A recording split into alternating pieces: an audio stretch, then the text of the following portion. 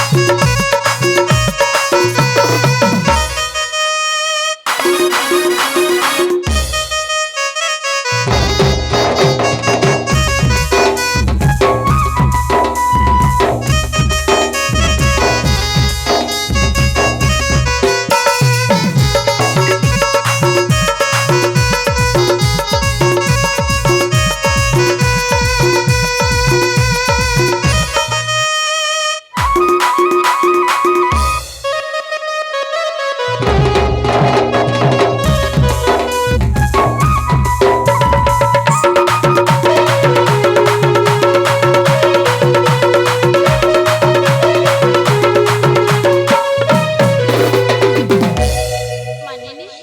ତୁ ଏ କଣ କହୁଛୁ କହିଲୁ? हाँ माँ माँ मो कथा तुम शुणिछ ना ହଁ हो नाना जाति फूल मली मंदार नाना जाति फूल मली मंदार छुई जाई मालती जे जगत फूलक तुली की गंधी बिहार फूलक तुली की गंधी बिहार आनंदरे भ्रमी विजे बिहार आदेश दिया माता महार मानी जा कथा हे महार आदेश दिया माता महार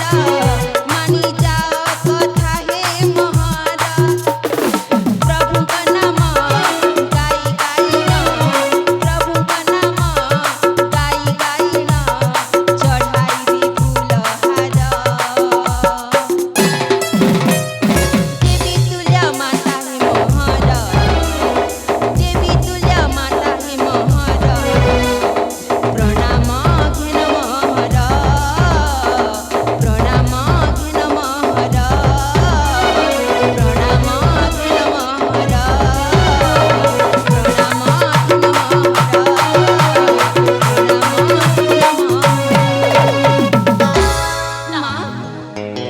तमे जो शादी सदिले पहाड़ सिपार को भूली जीवी मामू ନା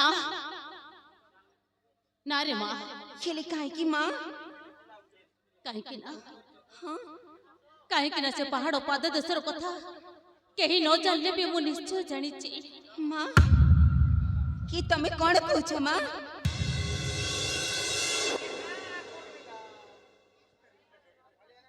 ସେ ପାହାଡ଼ ପାଦ ଦେଶରେ କେତେ ଯେ କଣ୍ଟା माँ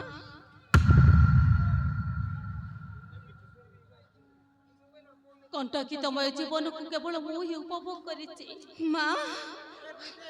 ଆଉ ମୁଁ ଚାହୁଁନି ମୋ ଝିଅ ପୁଣି ना माना सिमिति कथा कहतुनी माँ ଆରେ ମା ତୁ ଜାଣିଛୁ ତୋ ପିତା ଚାଲିଯିବା ପରଠାରୁ माँ କେବଳ ତୋତେ ପାଇ ମୁଁ ବଞ୍ଚି ଆସିଛି।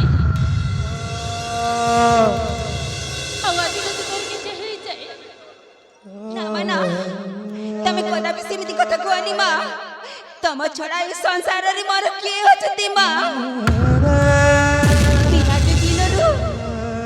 मो माँ बाप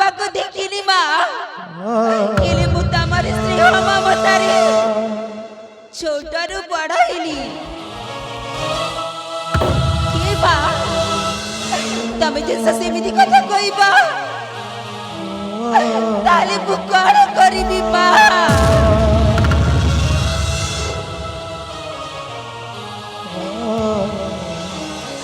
মা ମୁଁ ତମକୁ କୋଟି କୋଟି ନମସ୍କାର କରୁଛି ମା ମୋତେ ପାହାଡ଼ର ସେ ପାରକୁ ବୁଲି ଯିବା ପାଇଁ ଆଦେଶ ଦିଅନ୍ତୁ ମା